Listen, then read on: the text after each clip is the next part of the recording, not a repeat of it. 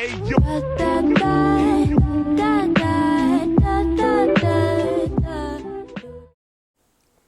guys, welcome to my channel. So I've been a fan of Bob Ross and his paintings for a very long time now, and I really enjoy watching his video tutorials. Unfortunately, I don't have acrylics or materials, but I have been seeing people try his tutorials with watercolors, and since my aunt has been painting with watercolors, I was like, why not try it? So I borrowed some of her materials, and just a disclaimer guys, I don't really paint, so don't expect too much from me.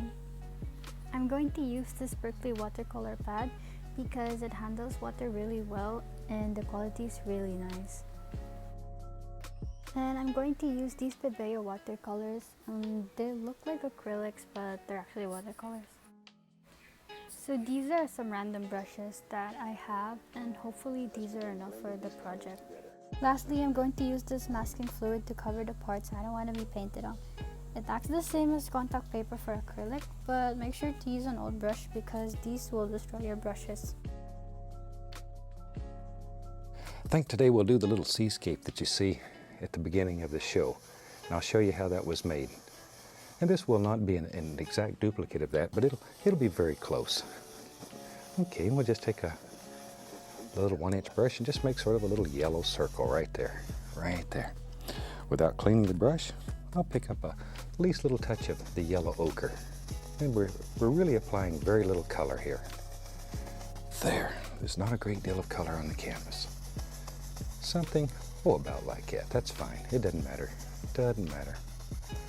There we go. Now then, let me wash the old brush. Okay, and we just wash our brush with odorless paint thinner. Since these are oil paints, go right out here, right around that, and just drop in a little bit of that, like so. I've got a lot of letters when people are asking for just a very simple little seascape that's quite effective, and this is the one that I've designed. I think you'll enjoy it. Now then, same color, except I'm going to add a little bit of the midnight black. So I have phthalo green, a little white, and midnight black. Just want to dull it down a little bit, okay? And we'll go right around here with that. What we're trying to achieve here is the illusion that it gets progressively darker as it goes out away from the sun. There. Just blend them together. And we'll go right up in here, and maybe there's a happy little cloud lives right there. And all you do is just tap. Just sort of tapping and giving it a little pushy push. There. Something about like that. I had a little cloud. There we go. Maybe, I think there was one about here too. So I say this won't be an exact duplicate of the one you see at the opening, but it'll give you an idea of how it was made. And then you make your own masterpiece. Like so. And big decision time. Maybe our water line is right along here. And if you have trouble making a water line that's halfway straight, which I do frequently, mine have a tendency to sort of run to one side or the other, you could put a piece of masking tape across there before you start painting, and it'll assure that your water line is exactly where you want it. You just pull the masking tape off once you have the sky finished. There it lives. Maybe there's a little headland lives right there, barely touching the canvas. The more color that you want, the harder you push. It'll get darker and darker that way. Here's our light source. All you have to do is just sort of tap. Just tap. This is a very simple way of putting some little highlights back here on these little headlands. There. Like that. There we go. Let's start putting in some little waves and stuff back in here. Decide in here where all the little things live. And you can just begin very firmly pushing in the indication of little waves that are far away. Real far away. See there? But it's that easy. There. And this is probably the simplest type of seascape to make. Even if you've never painted a seascape before, this one you can do. This one you can do. because sometimes seascapes give people a little difficulty. This one's easy. This one is easy. Now then, take our little filbert brush, and we can just begin filling this in. Just begin filling it in, something like so. There. Need some soil for all this to set on.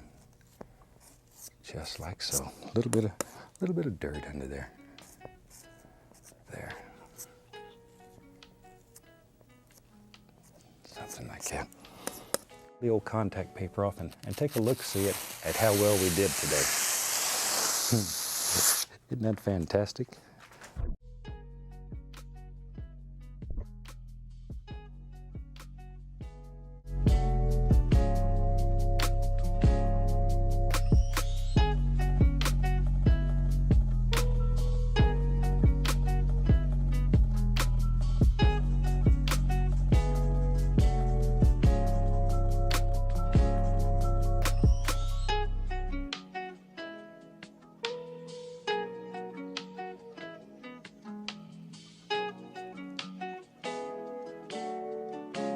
Let's begin blending these colors together.